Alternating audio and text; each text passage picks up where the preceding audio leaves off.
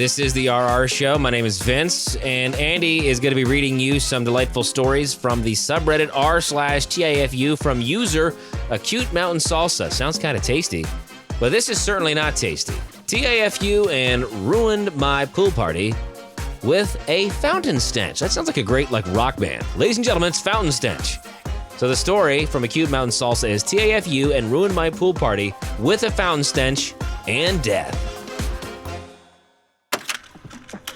This title is not an exaggeration. I ruined my pool party in the most macabre way imaginable.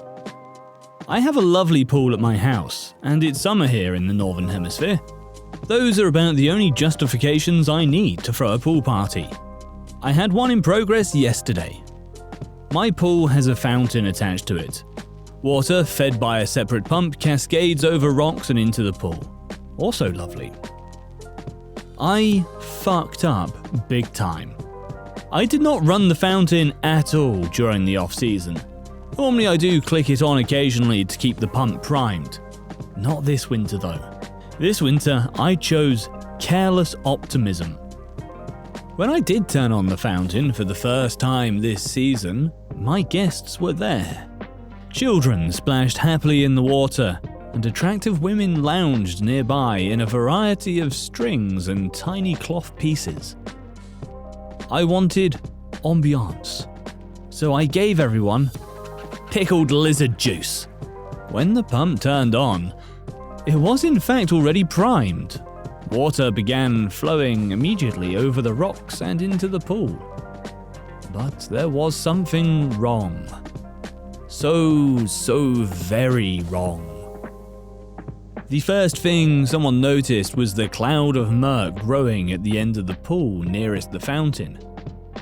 Then the immediate and overwhelming stench. A smell that defies description. One so repugnant that it seems to get into the very cells of your frontal cortex and sticks with you for days. Sobering reality came down hard and fast on my pina colada day drunk. Lizards. The fucking lizards. During the off-season, they must have made suicide pacts and flung themselves down the slick-walled vertical pipe that feeds the fountain, where they stewed for months, creating a brackish lizard broth reserved for the devil himself. It is hard to say how many there were, but judging by the varying degrees of decayed corpses now drifting in a cloud of unholy murk toward the children, it was a great many. My pool party ended abruptly, and now I'm contemplating how to fix the 20,000 gallons of death soup I have created. I started by skimming jellied lizard parts and vomit from the water. The end. Oh, good God, that sounds horrendous. I honestly cannot think of anything much worse than that. Our next story, which hopefully does not involve liquefied lizard death, is from Wonderful Ant. Today I fucked up by getting my mum and my girlfriend's mum to think we hated each other while we secretly dated. This is more of a we fucked up, but here's what happened over the past 8 months. So my girlfriend's mum and my mum worked together. They became close friends last year. And since then, they've begun trying to get her daughter and I, both 19, together.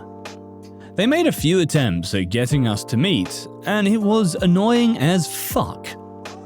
All we kept hearing was how good we would be together. We never actually met each other until she was tricked into getting a job where I work.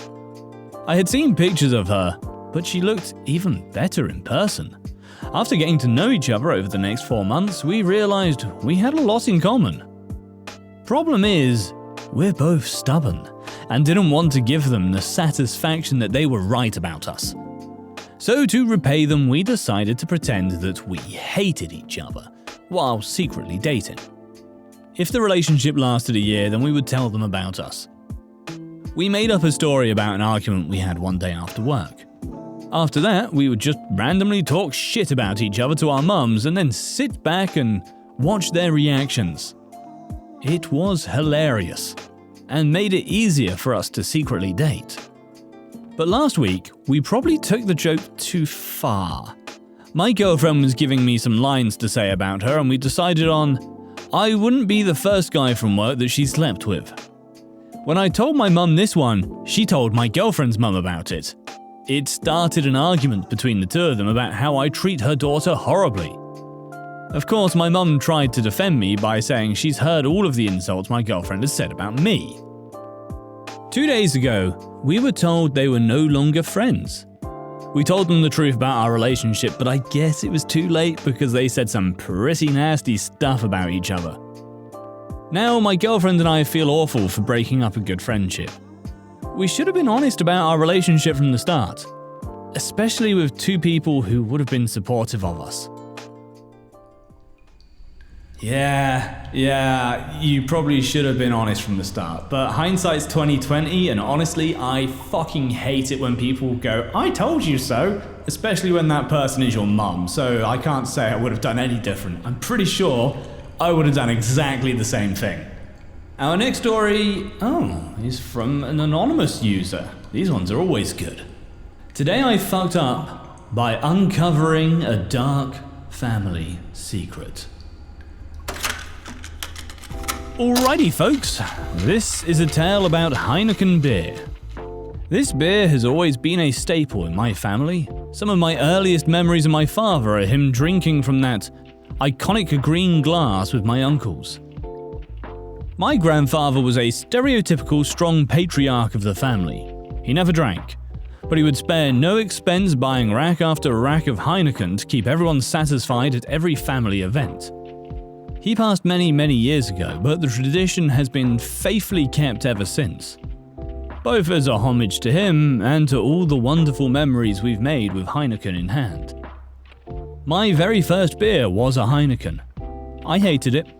I've given it plenty of chances since, but every one I've ever had tastes stale and watery. I could never understand why my whole family happened to love them. Probably a matter of sophistication? I never told my father because it would have broken his heart. In fact, like a dutiful son, I would always drink one or two to join in with all the other men and the enjoyment of their beloved beer. A few days ago, my father was hosting an event and entrusted me to provide the drinks. I figured, hell, people have been downing the same old beer at these things for 40 years, let me get some other brews in the mix. I bought plenty of a few different brands that I love. Sam Adams, Dos Equis, Guinness, Bud Lime, and only one single pack of Heineken. I snuck everything into the cooler so no one would figure the small proportion of Heineken in the mix unless they counted, and sat all day marveling at my own mischief. The day turns to night, and at the end of the party I look in the beer cooler. To my satisfaction, every single beer is gone, except, wait a minute, the 6 Heinekens? Very strange. I told my dad there were some Heinekens left over. Bear in mind, he didn't know what I had done.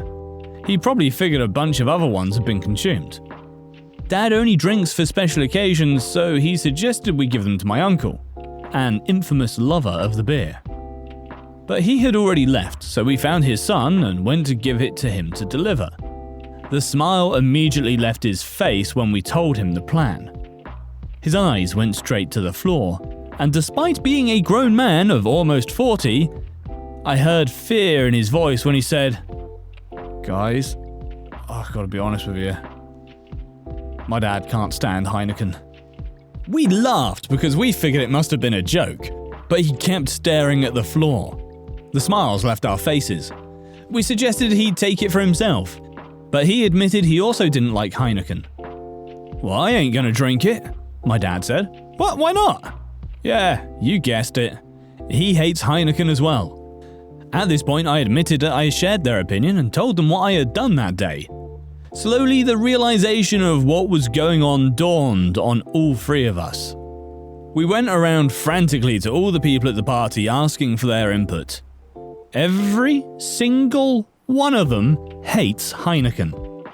Young and old, father and son, blue and white collar, American and foreign born, not a living soul actually likes the beer. They all just bought it because they thought another guy wanted it. People were distraught. We've all spent so much money buying this overpriced beer for decades because everybody just assumed the other guys like it and everyone was too polite to say how much they didn't. All those fond childhood memories of my father and my uncle sitting on the porch are now tainted with the knowledge that Heineken objectively sucks. In ceremonial fashion, the final 6 were dumped in the backyard, the last of their kind to be seen in our household. It felt eerily like a funeral. On the bright side, everyone will actually enjoy their drinks at family events from now on.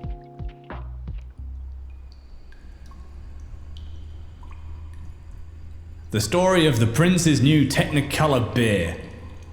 This next story is from Cool Col Col. Today I fucked up by ignoring several "this gate can be locked at any time" signs. I went out today thinking I'd have a few hours of nice outdoor time. Instead, ended up almost getting massive fines and spending several hours with shitty service trying to figure out how to solve this fuck up. I just got home today from this whole ordeal. So I'm 18, male, a senior in high school. On Wednesdays we have early release at 1 PM. It's a very nice day out and I don't have any plans for the rest of the day. My boyfriend, 16 male, asks to hang out, and since I'm not busy, I of course agree. He just has to be back home by 4 PM. No biggie. So being a nice day, I suggest we go down to this valley that follows a creek and screw around in the creek for a while. He agrees, and we're on our merry way. The spot to pull off is right in front of one of those huge yellow gates, the type that construction and logging companies and schools use. We notice that for the first time, the gate is open. M mentions that his dad told him that if you follow the road past the gate, it eventually leads to a main road. We agree that we should check it out some other day that we have time. Oh, how I wish we had just agreed not to go down there. We go to the creek, we collect some rocks, I end up swimming, we have a great time. After I've swam, there honestly isn't that much to do. At 2:30 I say, "Hey, do you want to go down past that gate and see if your dad was right? We have over an hour if he's wrong." And after a little discussion, we decided to hop in the car and find out. Now, there are 3 different signs by the gate that all say the same thing. The only part I pay attention to is recreational pass required. I shrug it off, being a stupid fucking teenager, and decide that if we're confronted, I'll just play dumb and say that I thought my pass to get into a bunch of parks and beaches in our state was the same as the recreational pass. Easy peasy, right? So, off we go. We drive for a while and only pass one other car that's leaving, a logging truck. Whatever, we see logging trucks out here all the time, and so we keep going. It was probably pretty clear we weren't with the logging company, seeing as there's 2 teenagers in a car and a few political and fandom type stickers on the windows. Anyway, we keep going. We go for a while and eventually come up on a sign that says only vehicles with the logging company are allowed past that point. We continue and decide if we see anyone we'll just turn around. After a bit more time, we eventually come to see a bunch of logging trucks and smaller vehicles, all obviously doing their job. We turn around and head back. I'll bet you can guess what happens next. We make it back to the gate at 3:30 and it takes half an hour to get from where we are to where we need to drop M off. Except, of course, the gate is closed. Cue panic. M is fucking losing it, and so am I. Though I am trying to keep calm because I don't want to freak M out more and panicking probably won't help. After a bit of fiddling around and seeing what tools I have in my car toolkit, it becomes quite clear that there's no way we're getting past this gate without someone there to unlock it. So having essentially exhausted all other options, of which there were very few, I call my mum. "Mum, I'm stuck behind one of those big yellow gates out X Valley. It's locked and I don't know what to do." She asks if there's any signs next to the gate, if there's a company, a number, or anything like that. I read the sign, and it reads, "Recreational pass required. Gates can close at any time. Violators will be prosecuted. Company name." Then there's a number at the bottom. After repeating that to my mother, who is certainly realizing that my head is filled with bricks and I haven't had a single coherent thought since the age of 12, she tells me to call the number and try to explain my situation, and she'll talk to my dad and see if he has any ideas. I call the number twice and just get the typical "You've reached company security, leave a message at the tone" response. I leave a message along the lines of, "Hi, I'm stuck behind one of your gates out Valley X and I don't know what to do." The absolute realization of how fucked I am is really starting to set in now. M has at this point called and texted his own mother, telling her what's going on since clearly we're not going to be back in time, and also to see if she has any bright ideas. She doesn't. Luckily at this time my mum calls me back and I genuinely don't know what the fuck we would have done if this hadn't happened. She calls and tells me my uncle used to be a manager at that company, so she's going to call him and see if he can do anything. Cue a lot of pacing. What the fuck are we going to do? And just the general, we're so fucked. We're thinking maybe I can hide my car somewhere and get someone to pick us up, and I can get back my car on a different day. Risky, but the only option we really have. Luckily, Mum calls me back. My uncle knows a guy who lives in X Valley and supposedly has a key to unlock the gate because he bought a pass. He doesn't get off work for another half hour though, so we just have to sit tight and wait. Relief washes over me. Holy shit, I was so relieved. Then, M's mum calls him back. He tells her that we have someone coming with a key and that my mum is on the way too, but it'll be a bit. That's when M's mum says she called the sheriff's office. We look at each other in fucking horror. We do not need the cops out here to get us for trespassing and getting stuck. M, panicked, tells his mother she has to call them back and say we figured it out. She agrees. We sit and wait in the back of my car. A few minutes later, M's phone rings again. He doesn't recognize the number but answers it. Do you know who it was? The goddamn sheriff. He does, "Is this M last name?" And M responds, "Yeah." While we're both shitting bricks because holy shit, we're literally trespassing and completely fucked if the sheriff comes out here. The sheriff asks if we're still stuck behind the gate. He says no, we got someone coming to unlock it, because we just need to convince this cop not to come out here so he can trespass us. The sheriff asks if we're sure, and M says, yeah, we're fine. We made it out. Cue a lecture from the sheriff about how we should never pull this shit again. Yeah, that's for fucking sure. Call ends, we breathe a sigh of relief because we're pretty sure he's not coming down to check. We were a little worried he'd come anyways, but luckily for us he never did. Eventually my mum shows up, obviously quite pissed that her kid, who is a legal adult, is either illiterate or too goddamn stupid to pay attention to the very clearly posted signs fucking everywhere. She's not super pissed though, more in the, I'm quite sure my kid's pet hamster has more functioning brain cells than he does. This is so funny yet so sad type mood. She's joking around, at my expense, understandably. So it's at least not a super horrible vibe. Plus, she was talking about how it's such a pretty drive and whatnot, which is true. Anyway, eventually our saviour shows up and we rejoice. Surprise though, not only has he just gotten off work and is probably tired, he has his wife and kids with him.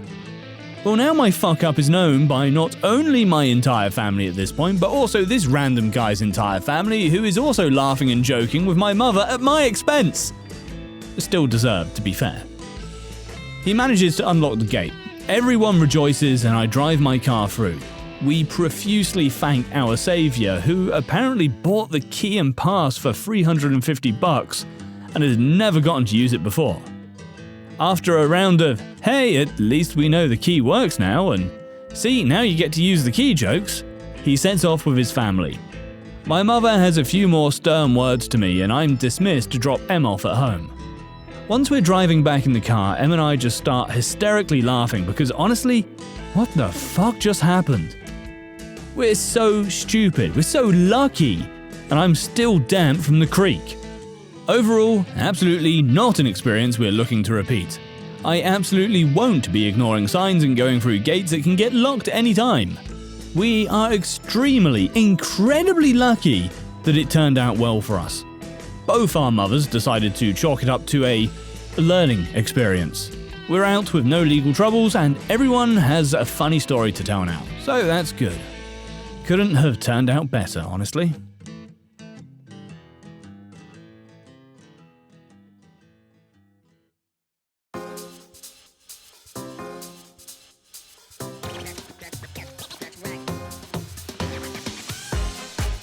We really appreciate you being with us on today's show. The RR Show is a production of Evergreen Podcast and Wessler Media. Now, if you'd be so kind, follow or subscribe to the show if you haven't already. And if you also haven't done already, please leave us a very nice 5-star review.